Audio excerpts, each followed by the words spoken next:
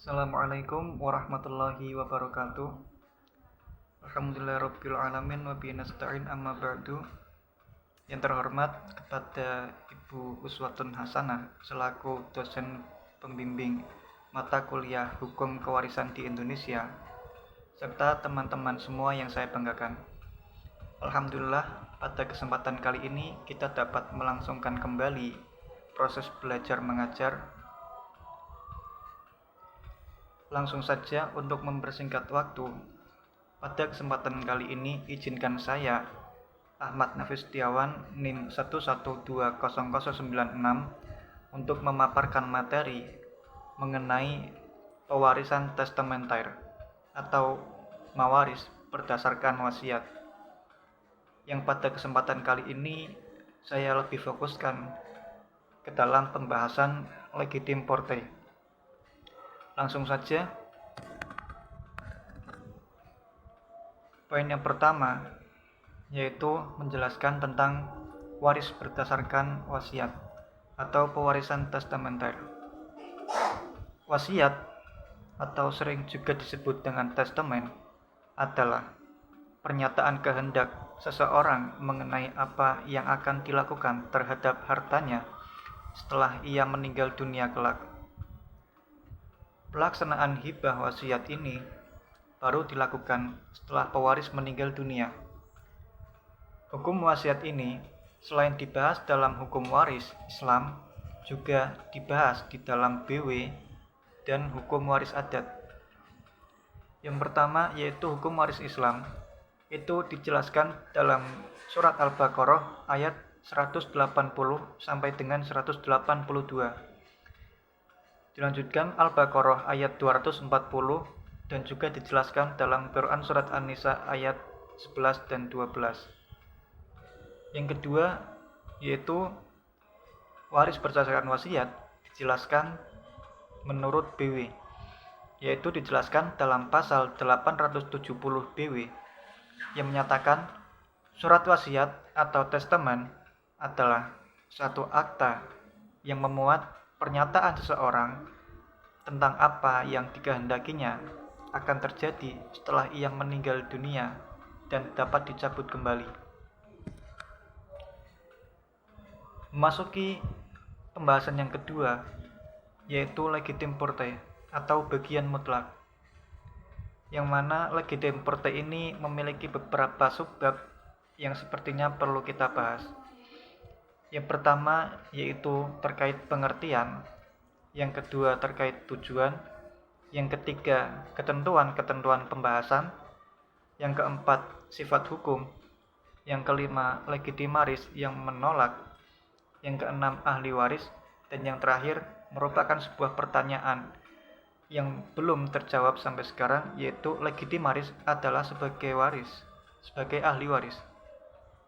Masuk ke poin yang pertama yaitu legitim porte atau bagian mutlak. Pengertiannya dalam pasal 913 KUH Perdata dijelaskan bahwa bagian mutlak atau legitim porte ialah suatu bagian dari harta benda yang harus diberikan kepada para ahli waris dalam garis lurus menurut undang-undang, yang terhadapnya orang yang meninggal dunia tidak boleh menetapkan sesuatu, baik hibah antara orang-orang yang masih hidup maupun sebagai wasiat.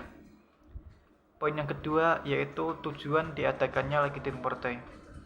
Tujuan dari legitim porte ialah untuk melindungi hak waris dari ahli waris ab intestato yang oleh undang-undang diadakan bagian tertentu yang harus diterima oleh mereka, yang bagian tersebut dilindungi oleh hukum. Karena mereka sedemikian dekatnya hubungan kekeluargaan dengan si pewaris, sehingga pembuat undang-undang menganggap tidak pantas layaknya apabila mereka tidak menerima apa-apa sama sekali dari harta yang ditinggalkan oleh pewaris. Poin selanjutnya yaitu terkait ketentuan-ketentuan pembatasan legitim porte. Dalam KUH Perdata, asas legitime dilakukan secara hampir konsekuen di berbagai tempat. Dapat ditemukan ungkapan seperti mengingat atau Behoundes. Peraturan-peraturan yang ditulis untuk legitim. Pewaris hanya dapat merampas hak ahli waris dengan menggandakan perbuatan-perbuatan memilikan harta kekayaan demikian rupa sehingga tidak meninggalkan apa-apa.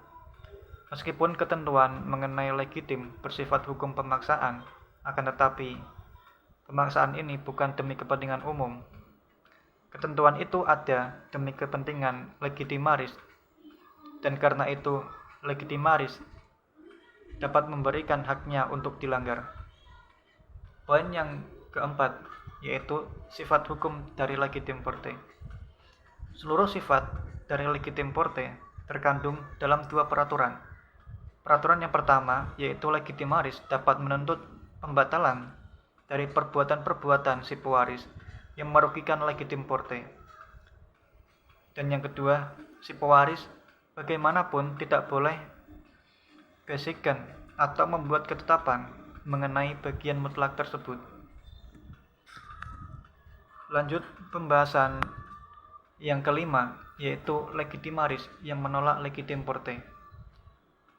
Di dalam undang-undang itu hanya menyatakan bahwa agar seseorang berhak untuk menuntut atas bagian mutlak atau legitim forte, ia harus merupakan ahli waris ab intestato dalam garis lurus ke atas, dengan tidak memperhatikan apakah ahli waris tersebut secara langsung atau merupakan ahli waris sebagai akibat dari penolakannya terhadap harta peninggalan.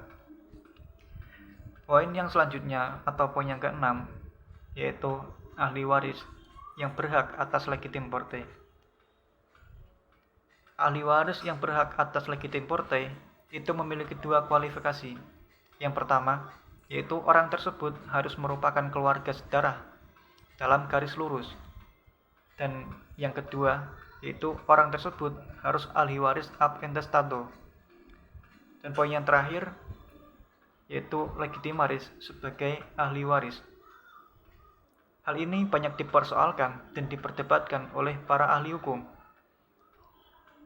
Hal ini ada kaitannya dengan pasal 920 KU Perdata yang diantara lain menyebutkan bahwasannya tuntutan pengurangan itu hanya dapat terjadi bila mana legitimaris atau ahli waris atau penerima haknya yaitu menuntutnya. Mungkin cukup sekian yang dapat saya sampaikan. Apabila penjelasan saya kurang jelas, teman-teman dapat membaca makalah yang telah saya buat dan saya share di grup WA. Terima kasih. Wassalamualaikum warahmatullahi wabarakatuh.